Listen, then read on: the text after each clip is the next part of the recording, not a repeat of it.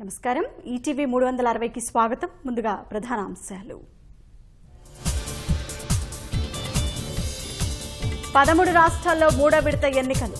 Polling కేంద్రాల ముందు బారులు తీరిన ఓటర్లు.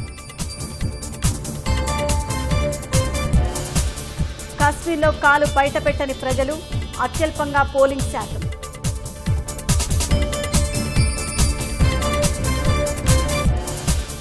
లైన్లలో నిలబడి ఓటేసిన ప్రముఖులు. ఉత్సాహంగా తరలి రావాలని ఓటర్లకు పిలుపు.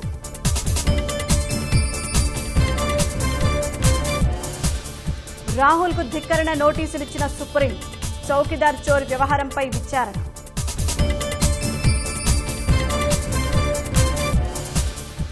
తెలంగాణ ఇంటర్ బోర్డు వద్ద అదే ఉద్రిక్తత. న్యాయం కోసం విద్యార్థి సంఘాల నిరసన.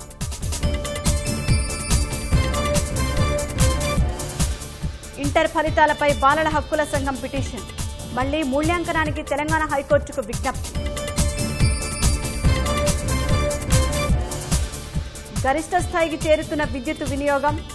రోజు సగటున 175 మిలియన్ యూనిట్ల డిమాండ్. శ్రీలంకలో అంతకంతకు పెరుగుతున్న విషాదం. 310కి చేరిన మృతుల సంఖ్య.